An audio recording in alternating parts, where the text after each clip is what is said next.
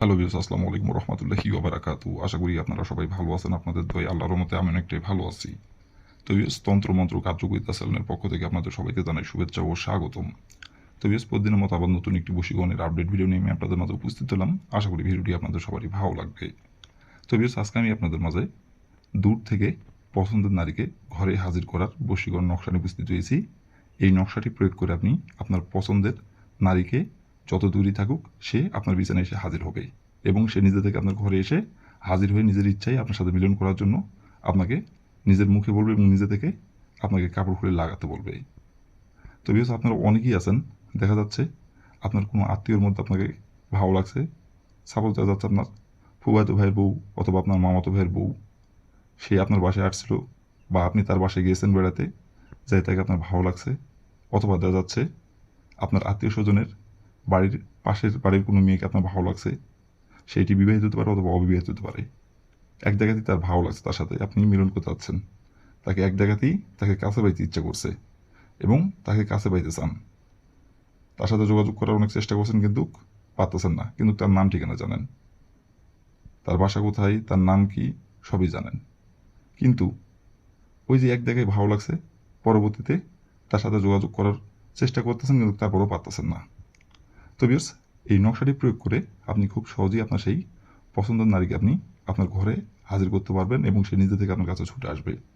আবার আপনারা অনেকেই আছেন, দেখা যাচ্ছে আপনার নিজের চাচি অথবা আপনার নিজের ভাবি, তো তারা থাকে এক জায়গায়, আপনারা থাকেন আরেক জায়গায়, হয়তো চাকরি বাকরি করার কারণে বাইরে থাকে অথবা যে কোনো কারণবশত সে এক জায়গায় থাকে, আপনি থাকেন আরেক জায়গায়। তো তার সাথে আপনি মিলন করতে চান, সমাবেশ করতে চান, আবার আপনারা অনেকদিন এক জায়গায় ছিলেন, হঠাৎ করে যে কোনো কারণবশত সে এক জায়গায় চলে গেছে, আপনি আরেক জায়গায় চলে গেছেন। তো আগে আপনার কথাবার্তা তার সাথে হতো এবং আগে আপনি তার সাথে মিলনও করছেন, সমাবেশও করছেন, কিন্তু এই দূরে যাওয়ার পর থেকে সে আপনার সঙ্গে আর ভালোভাবে যোগাযোগ করে না, আপনার সাথে কথা বলতে চায় না এবং আপনাকে আর পাত্তা দেয় না। কিন্তু আপনি তাকে আবারও কাছে পাইতে চান, তার সাথে আপনি মিলন করতে চান, কিন্তু পারতেছেন না। তো বেশ, এই নকশাটি প্রয়োগ করলেই আপনি আপনার সেই পছন্দের নিজের ভাবি হোক বা দুঃসমুখের ভাবি হোক অথবা আপনার নিজের চাষি হোক অথবা আপনাদের দুঃসমুখের চাষি হোক, খুব সহজেই আপনি তাকে আপনি ভোগ করতে পারবেন। আপনাকে কিচ্ছু বলতে হবে না, সেই নিজে থেকে আসবে আপনার কাছে। সে নিজে থেকে এসে আপনার কাছে ধরা দেবে, নত হবে তার জ্বালা মেটাতে।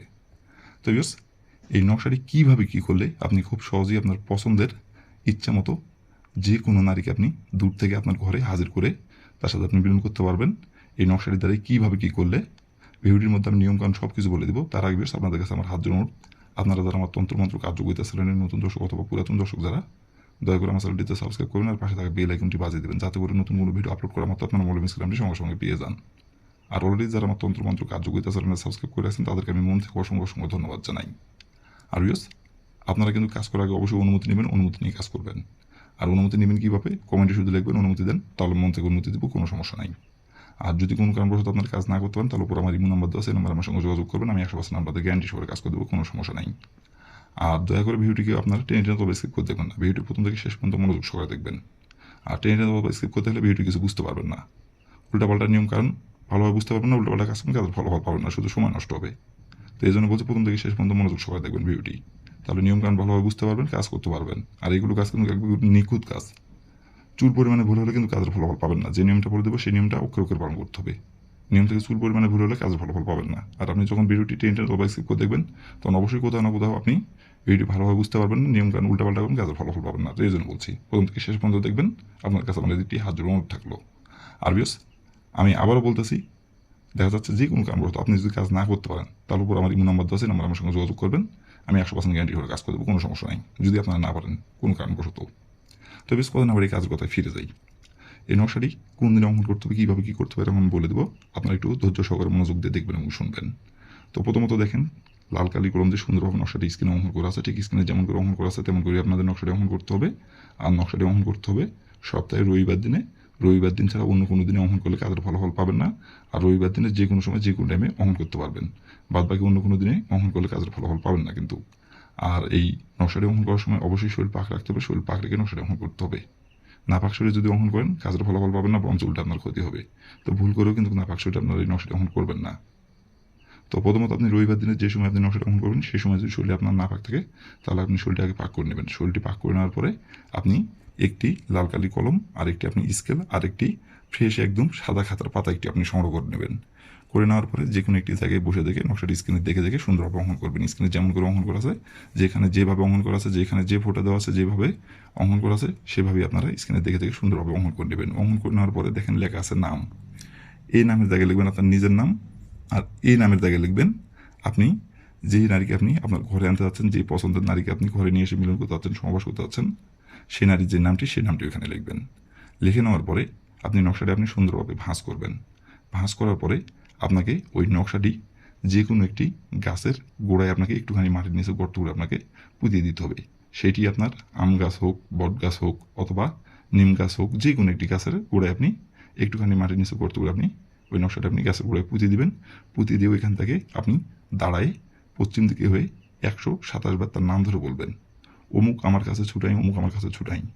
যে নারীকে আপনি আপনার ঘরে হাজির করতে চাচ্ছেন সেই নারীর যে নামটি, সেই নামটি উল্লেখ করবেন অমুকের জায়গায়। 127 বার বলবেন, 127 বারই অমুকের জায়গায় তার নামটি উল্লেখ করবেন। এভাবে 127 বার বলবেন অমুক আমার কাছে ছুটাই। এভাবে বলার পরে 127 বার হয়ে যাবে। তারপর ওখান থেকে আপনি চলে আসবেন। আসার পরে আপনি হাতে আপনি 3 দিন অপেক্ষা করবেন।